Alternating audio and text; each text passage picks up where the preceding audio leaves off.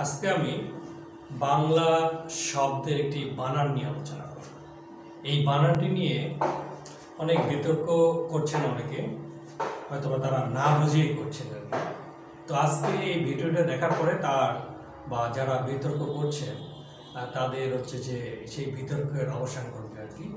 তো বানানটা আমরা একটু দেখে নিই, কোন বানানটা নিয়ে সবচেয়ে বেশি এখন ভুল লিখছেন মানুষ, সে বানানটা একটু দেখে নিই।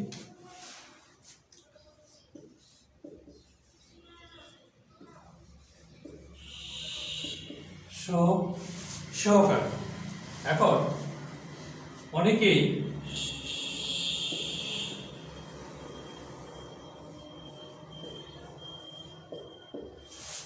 সহকারী বানানটা রস্বইকার দিয়ে লিখছে, কিন্তু এটি সম্পূর্ণ ভুল। কেন ভুল আমরা এটি আজকে আলোচনা করবো। এখন দেখুন, সহকারী একটা শব্দ, এরকম কয়টা শব্দ আমরা বলি, যেমন সরকারি, তারপর আমরা লিখি দরকারি, উপকারী।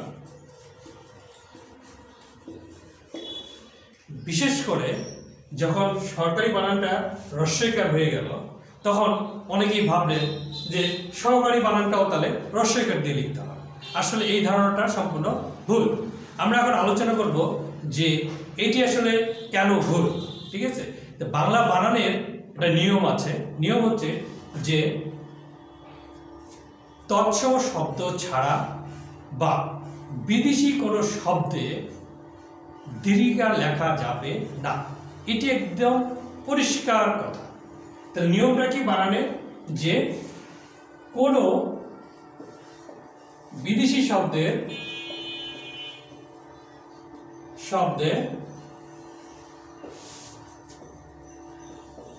দীর্ঘিকার লেখা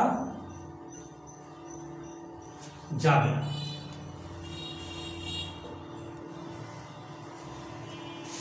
তাহলে আমরা কি জানলাম, যে কোনো বিদেশি শব্দে আমরা দীর্ঘিকার লিখতে পারবো না।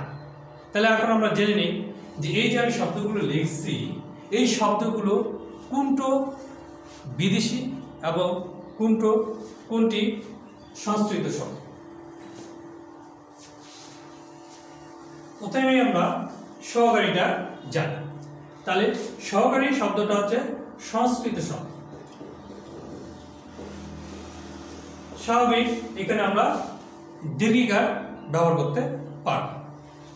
তাহলে এটি সহকারী আমরা লিখতে পারব এবং এটি কি সঠিক। এখন সরকার শব্দটা হচ্ছে ফার্সি শব্দ, তারপরে এটি একটি বিদেশি শব্দ। তাহলে বিদেশি শব্দে আমরা দীর্ঘিকার ব্যবহার করতে পারবো না। তাহলে আমরা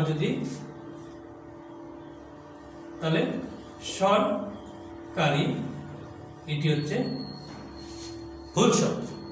তাহলে শুদ্ধ কি হবে? রস্বই। সরকারিটা হচ্ছে রাইট। অনুরূপভাবে দরকার, এই শব্দটা হচ্ছে ফার্সি।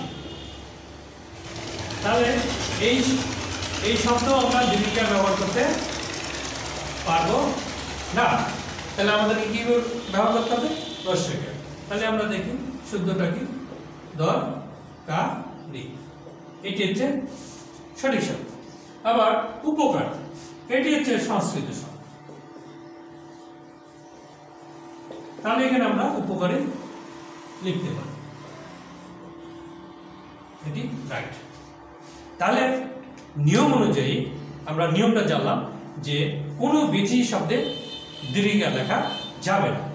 তাহলে সরকারি এই শব্দটা কি সংস্কৃত শব্দ, তাহলে এখানে আমরা দীর্ঘিকার ব্যবহার করতে পেরেছি এবং এটা সঠিক। সরকারি এটা হচ্ছে একটা ফার্সি শব্দ, তাহলে এটা বিদেশি শব্দ, সেই জন্য আমরা এখানে দীর্ঘিকার ব্যবহার করতে পারবো না। সেই জন্য আমরা সরকারি লিখতে হবে এবং সরকারিটা রস্বইকার দিয়ে লিখলে এটা হচ্ছে সঠিক। অনুরূপভাবে দরকারিটা হচ্ছে কি ফার্সি শব্দ, এখানেও দীর্ঘিকার ব্যবহার করা যাবে না। আবার উপকারী এই শব্দটা সংস্কৃত শব্দ এবং এখানে আমরা দীর্ঘিকার ব্যবহার করেছি। তাহলে আমরা এই নিয়মের মাধ্যমে জানলাম যে সহকারী দীর্ঘিকার দিয়ে লিখলে সেটি হচ্ছে একটা বানানটি সঠিক। এখন আমরা আরেকটা কৌশল শিখব।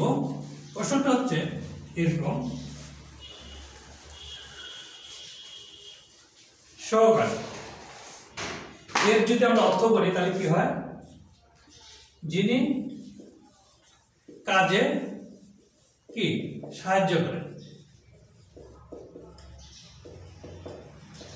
তাহলে যিনি কাজে সাহায্য করেন মানে এটি কোনো ব্যক্তিকে বোঝাচ্ছে, তাই না?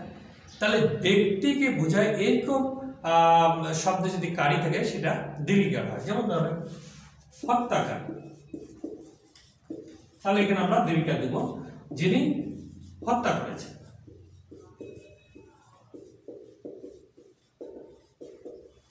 তারপরে অংশগ্রহণকারী,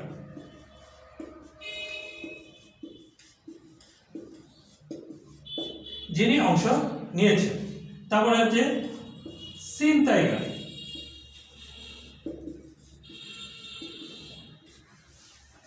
তাহলে এই যে যেগুলি হচ্ছে ছিনতাইকারী, যিনি ছিনতাই করেছে।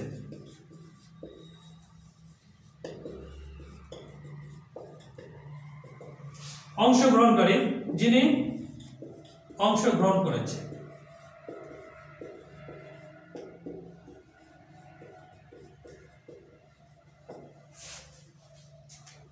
তাহলে এইরকম আমরা যে সমস্ত শব্দে ব্যক্তিকে বোঝায়, যেমন যিনি কাজে সাহায্য করেন তিনি হচ্ছে সহকারী, আমরা দীর্ঘিকার দিয়েছি।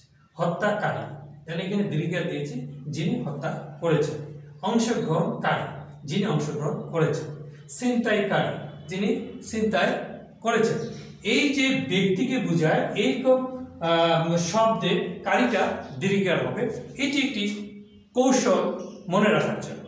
তা আশা করি এরপর থেকে আপনারা এই সহকারী বানান নিয়ে আর বিতর্কে যাবেন না, এবং আপনার যদি বিতর্কও হয় তাহলে আপনি সহজেই অভিধান দেখে নিতে পারেন।